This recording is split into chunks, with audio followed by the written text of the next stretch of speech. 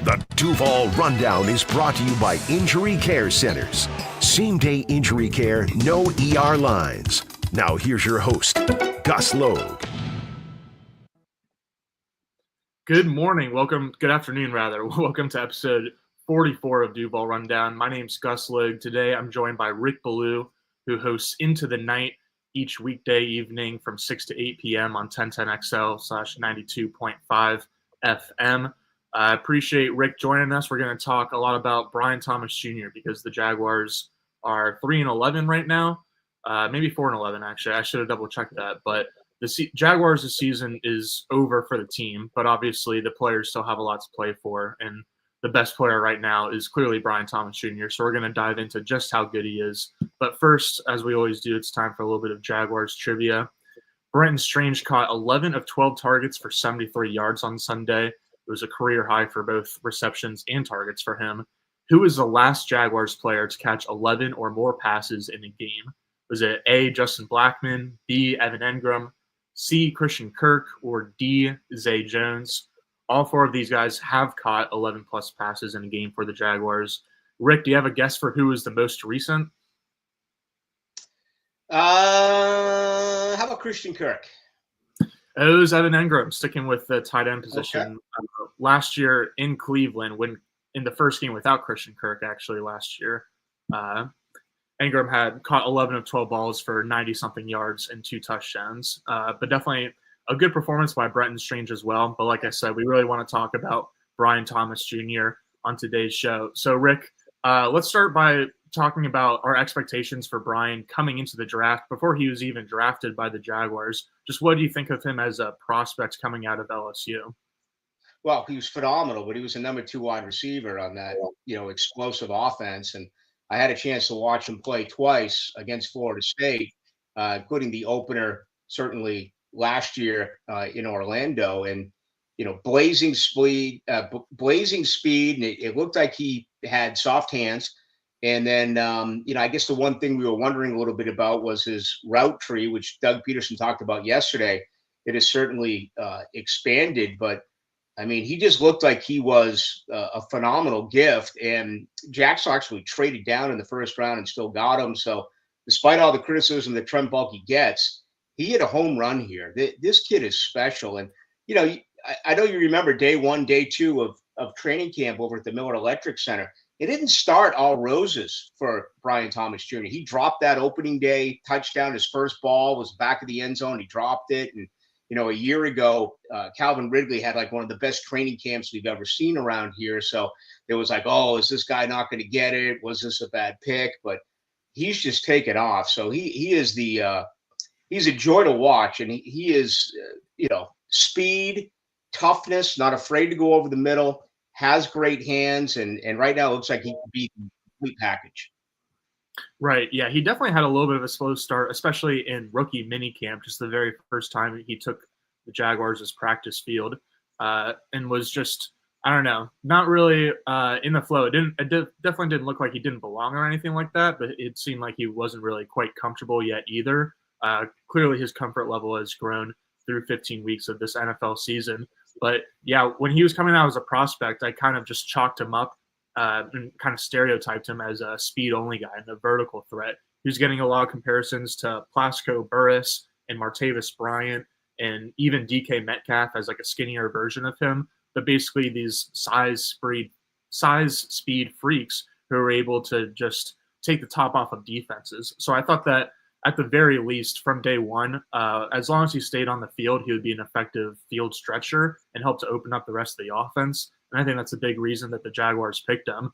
But the reason that he was a first-round pick as opposed to like a second or third-rounder, the way that like Mecole Hardman and other field stretchers are, is because he had the potential to grow into more of a field stretcher, more than a field stretcher, and into a complete number 1 receiver. And so I think that a lot of people that watched him in college knew that that was possibly going to happen, but I think a lot of people are surprised, including me and probably most people in Jacksonville, that it's just happened this soon. And so now when you compare your expectations or your thoughts on him before the draft compared to what we have seen through his first 14 NFL games, what are you the most surprised about, I guess, or just what's the biggest difference?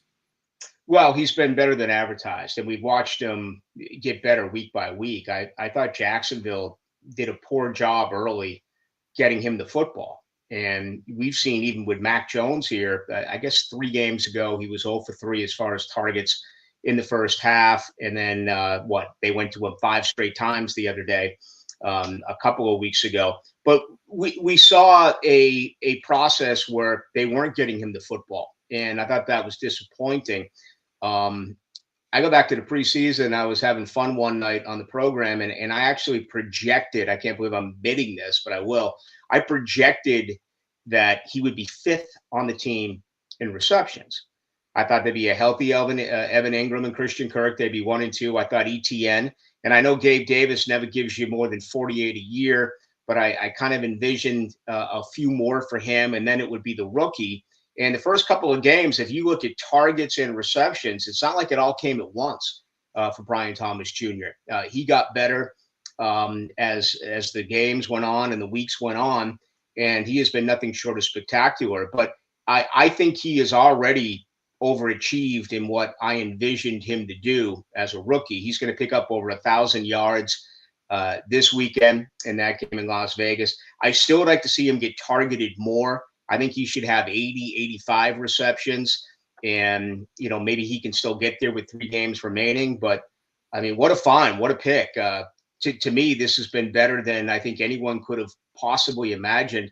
And I think there's so much more that you can still do with him. I think he's headed to where you haven't been able to mention a wide receiver in this city going back to Jimmy Smith. He had that small little brief experience with Justin Blackmon. But, I mean, I'm going back to Jimmy Smith days where this could end up being one of the true top 5 wide receivers in the NFL. Yeah, I definitely had low expectations for him as a rookie too, not just because he seemed like a little bit of a raw player coming out. He spent 3 years in college and was 21 years old when he was drafted. So I thought it would take a little bit of more time than it has for him to develop into this just all-around threat. But I was also with you where I thought that for sure Christian Kirk and Evan Engram were going to lead the team in just receiving categories really and be ahead of Brian Thomas. And so I think that the Jags not getting him super involved early and kind of ramping up his process throughout the season, although I agree with you from a fan perspective, it's been a little bit disappointing.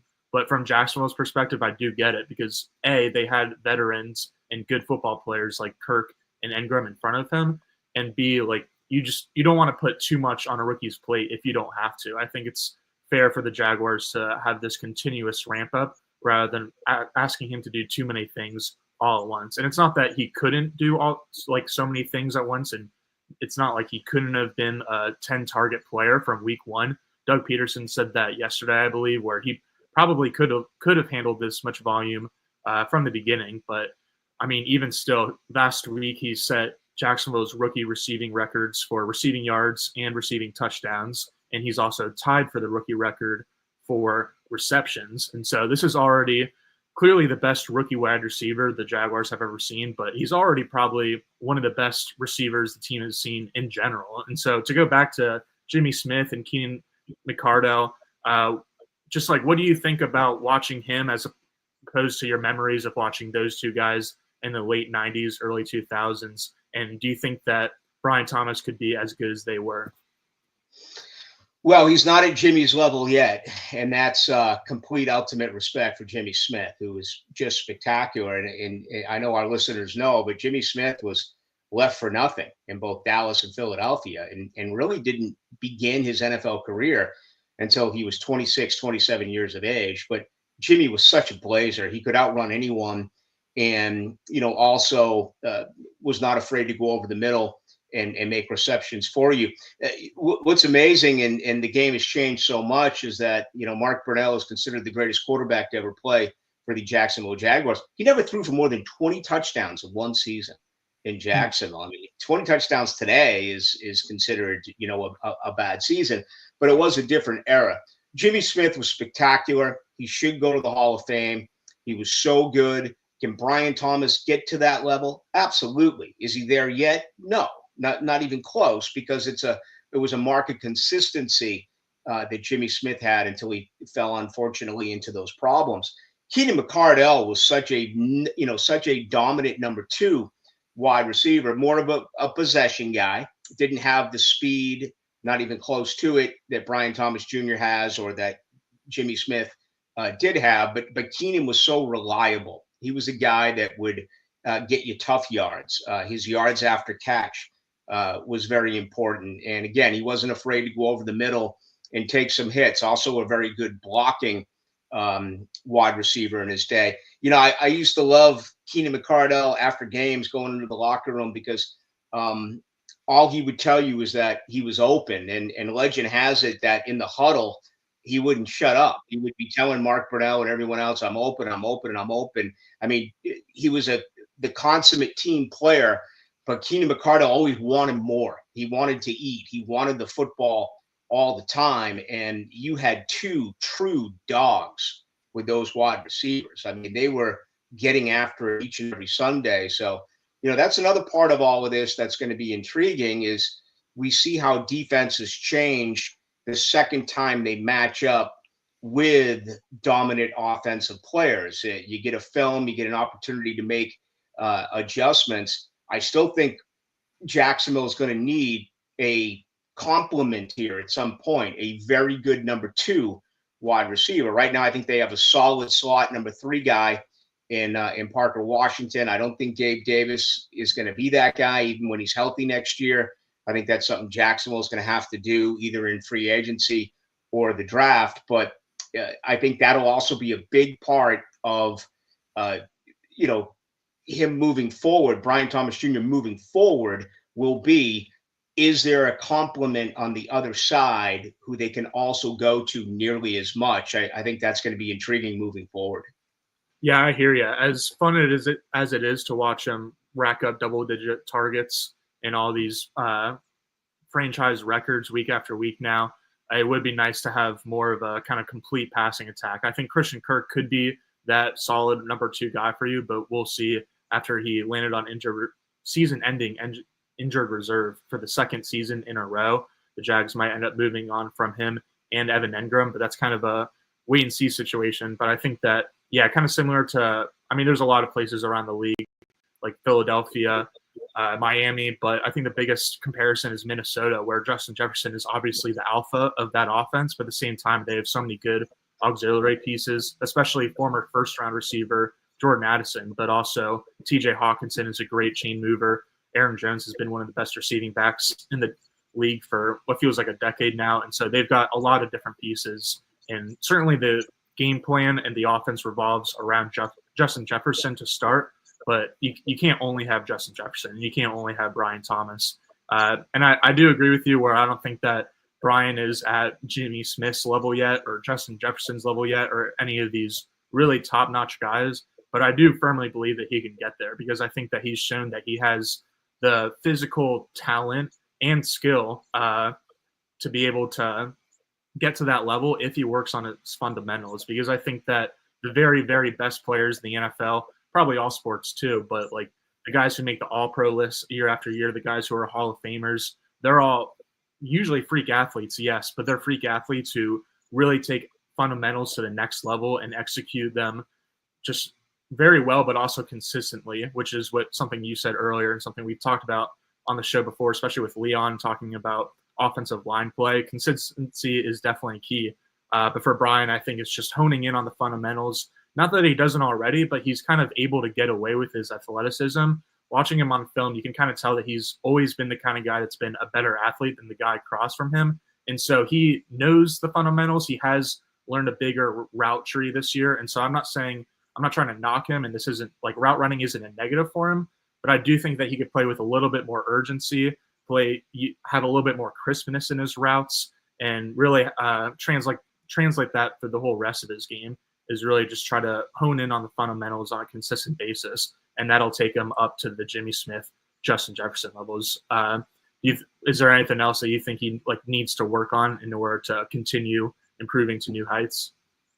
Yeah, I mean, you made some really good points, and what I think is going to be intriguing next year is that he's basically going to be the leader, and that's going to be in year 2. I mean, I don't want to pile on Gabe Davis here, but Gabe Davis looks like he eats to eat about as much as I like to eat. I mean, he's not a true wide receiver anymore. And I just don't think that experience and that leadership is going to roll off on Brian Thomas Jr. I think he'll miss Christian Kirk. The contract is just not there for Kirk. You're going to have to say goodbye to him. It doesn't even make sense to restructure at this point because of the injuries. So he's going to come into year 2, I think, as the leader of that group. And that's going to change his overall thinking. He's not a diva. Most guys in his position are. And, I know you've had a chance to talk to him. He's almost unassuming in a way, almost shy in a way. And he's going to have to grow here as far as that leadership. The way that this league is, you don't have a choice to be a leader. Leaders are only great players. You can be the biggest rah-rah cheerleader guy, and if you can't play and play well, that message is not going to be heard by anyone else in the locker room. They gravitate to their best players. So we all remember years ago, Jalen Ramsey saying, I don't want to be a leader. Well, he was a leader because of his play. He wasn't a leader like a Calais Campbell, who did it in a grandfatherly, fatherly way. Brian Thomas Jr. next year is already going to be a leader of that wide receiver group and on this offense. So he's going to have to work especially hard. Again, he didn't get off to the greatest start. We're like wondering, is he 100%? Is there going to be a soft tissue injury coming up here? What's going on with his hands? But he just put his head down and got to work. And then we saw him totally change his, the production change and move forward throughout the course of the season. So I really think it's unlimited where this guy can go with his talent. I mean, Duval has to be absolutely tickled right now that they know they already have a wide receiver 1, and there's a lot of holes and there's a lot of things that this football team has to fix if they want to improve and be a playoff contender by 2025. But you've got yourself a wide receiver, and you haven't been able to say that. There's been good complement wide receivers around here for a long period of time, but not a true wide receiver 1. And that's what you got. Again, Peterson alluded to it yesterday about his expanded route tree. That's what's going to really fascinate me moving forward. I tend to agree with you. I don't know if he's the most precise route runner in the NFL. I think he gets away with it with his speed, but seeing that evolve is going to be interesting. And also, I think Jacksonville has to continue to do what they've done here in the second half of the season. And that is especially when they're struggling, find a way to get him the ball, even if it's behind the line of scrimmage, get the football in the hands of your best player. Yeah. I would also like to see them try to hit him deep as well, which is a lot harder when you go from Trevor Lawrence to Mac Jones as your quarterback. But he's such an intriguing player, I think, especially stylistically, because usually when you get guys who are 6'3 plus, like Brian Thomas is, then you think, okay, he's going to be like a great contested catch guy, like a George Pickens or Julio Jones or right. DK Metcalf even, or whoever. But again, like this isn't similar to route running. I don't think that contested catching is negative of Brian Thomas's game, but I do think it's an area where he can continue to improve, because I don't think he necessarily has like the best catch radius in the league or really close to it. And I think that he can continue to work on finishing through contact.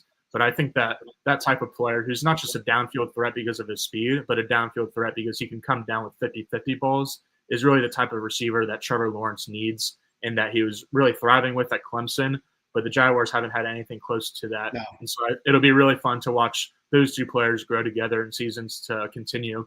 And honestly, when you're talking about Brian's leadership, Brian's personality kind of reminds me of Trevor's, at least in the locker room, because I think they're both relatively reserved guys who kind of like speak up when they feel they need to or want to, but are generally relatively shy.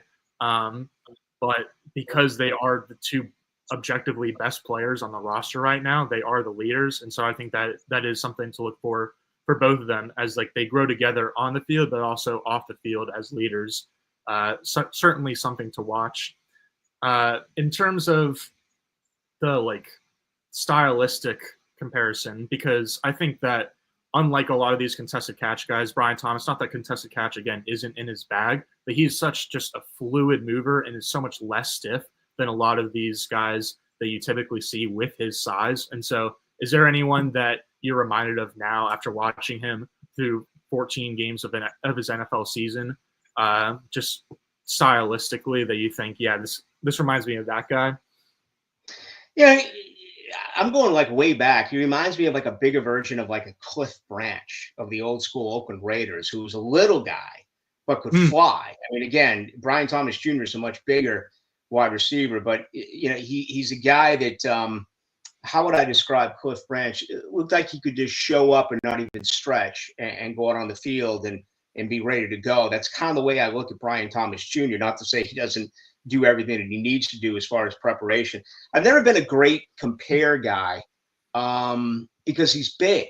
I mean, this is a bona fide 4.35 40, 6'3" and some change, who can run downfield, but can also, cut up and go across the middle a little bit.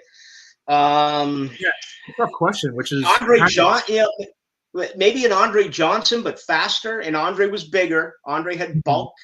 But I'm just thinking of the way that Andre played his game, that, he certainly wasn't afraid to go over the middle as well. Yeah, I was thinking of like Chad Ochocinco, Marvin Harrison Sr., but it's really tough because, like, that's kind of the point that I'm trying to make, is that Brian is so different because of how fluid he is with that size and still able to be so fast. I had Harrison a little bit as a guy who would run out of bounds. You know what I mean? I had Harrison as a guy, not of the Eric Dickerson, Franco Harris degree, but that I looked at Wayne as kind of the tough yard guy, tough yards, and Harrison with just phenomenal speed coming out of Syracuse, but a guy that would maybe hit out of bounds on you.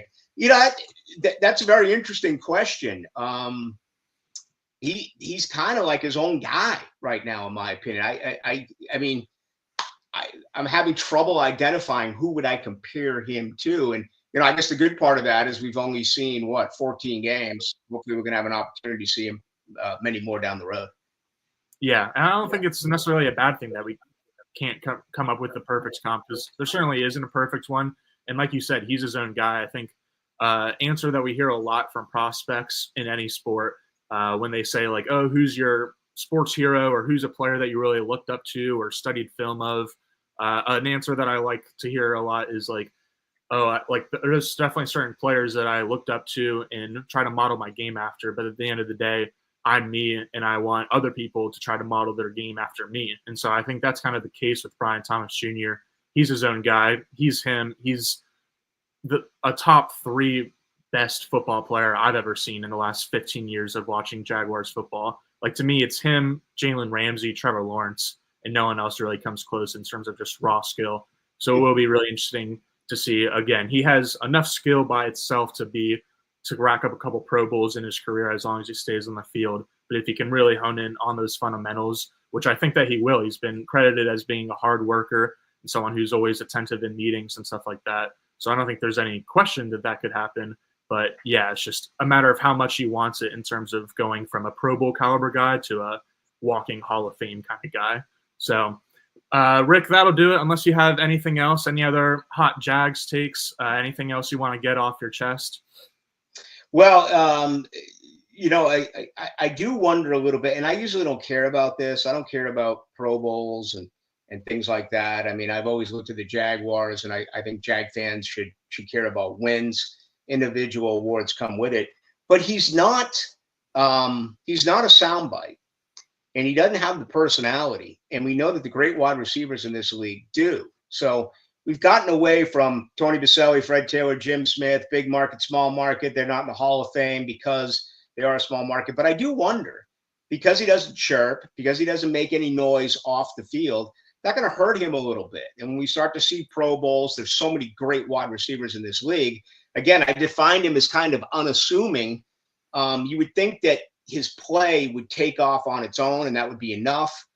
But that typically only happens when you win a lot of football games. And when you're not winning games here and you're not really heard from, I think those are 2 things that go against him. Don't get me wrong. I don't want him to change. I think it's incredible that is his personality, and that's the way he is. But Jaguar fans expecting immediate individual recognition, it may be a couple of years until you start to see that. We haven't seen it with Foye Oluokun, who I think is the most underrated football player in the NFL. He's had a down year this year with injuries, but you look at what he did late in Atlanta and before he came here, he just never got that recognition. So I think that's one thing to consider. No, with the Jags, I think this is once again, it's pretty bizarre with 3 games remaining, trying to tell Jaguar fans that they're better off to watch their team lose. It's gut wrenching. And I know it's so hard. And I think the most disappointing part of what happened this year, Gus, is that there was never any hope. They dropped a 0-4 on Jaguar fans before you even settled in. They were 0-4, and the whole season became a loss. They got a chance to win some games here, but I just feel awful for Jag fans. I felt that this team had an opportunity to get to the playoffs, and it ended up being a miserable season for them. So we'll see. We'll be here for it. Hopefully a turnaround's coming sometime sooner than later.